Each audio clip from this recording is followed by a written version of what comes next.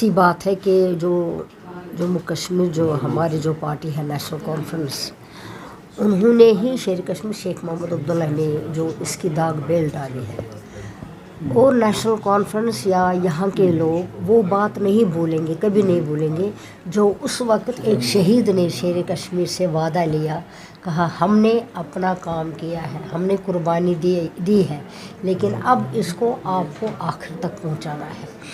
वो बात हमारे जो नेशनल कॉन्फ्रेंस के या जो कश्मीर के जम्मू कश्मीर के जो लोग हैं जिनको ईमान है कि उन्होंने शहादत दी है, उनके जहन में ये बात है कि हमारी मंजिल कुछ और है और हमें उसके लिए लड़ना है। उन शहीदों को हमेशा हम खराज अकीदत करते रहेंगे, उनको निछावर करेंगे फूल अपनी अकीदत के, क्योंकि उन्होंने जम्मू कश्मीर के लोगों को उस वक्त एक आवाज़ बुलंद की। उस आवाज़ के साथ अभी तक जम्मू कश्मीर के लोग चल रहे हैं। इसलिए हमने हमेशा जब हमारी हुकूमत थी या हमारी हुकूमत नहीं थी, हमने ये दिन मनाया। हम वहाँ पे जाते थे और हम अपने उनको खराज अकीदत पेश करते हैं। लेकिन अफसोस की बात है जो 13 जुलाई की इन्होंने छुट्टी बंद की है, जो यहाँ पर तातील हुआ करता था वो छुट्टी हुआ करती थी और इन्होंने इस पर बैन लगाया। बैन किसने लगाया? एलजी गवर्नमेंट ने। एलजी गवर्नमेंट है कि इनके हाथ की कठपुतली है, वो तो पता ही है, गवर्नमेंट ऑफ इंडिया के। तो उन्होंने इस पर बैन लगाया। उन्होंने शेर कश्मीर शेख मोहम्मद अब्दुल्ला की छुट्टी पे बैन लगाया, 5 दिसंबर बंद किया।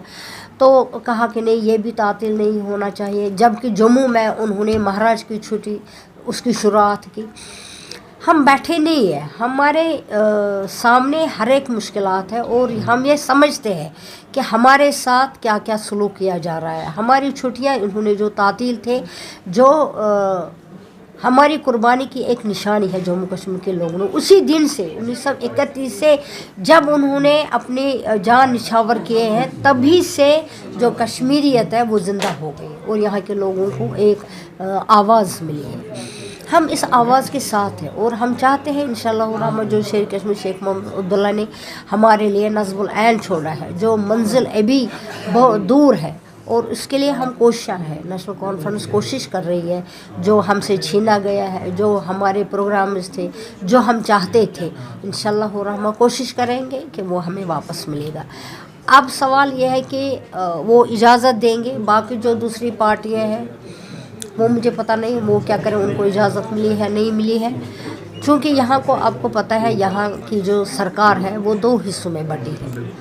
एक है नेशनल कॉन्फ्रेंस की सरकार, लेकिन उसके साथ साथ एक है वो एलजी की गवर्नमेंट है। जो होम डिपार्टमेंट है वो डायरेक्टली है दिल्ली सरकार के मातहत, वो हमारे मातहत अंडर काम नहीं कर रहा है।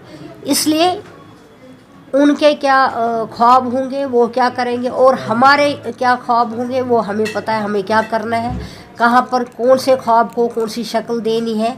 हम भी चाहते हैं जो हमारे ड्रीम्स हैं वो सही दिशा की तरफ जाए और वो सच्चे हो इंशाअल्लाह रहमान, और वो अपनी तरफ से कर रहे हैं। उन्होंने उनको इजाज़त नहीं, उसके साथ हमें कुछ भी नहीं है, हमारी सरकार को कुछ नहीं है उसके साथ। वो एलजी से पूछे, एलजी तो उनके और उनके वो दोस्त हुआ करते हैं, दिल्ली वाले उनके दोस्त हैं, मोदी साहब उनके दोस्त हैं, बड़े किसी का बड़ा भाई, किसी का छोटा भाई, कोई किसी का बड़ा करीबी दोस्त रहा है।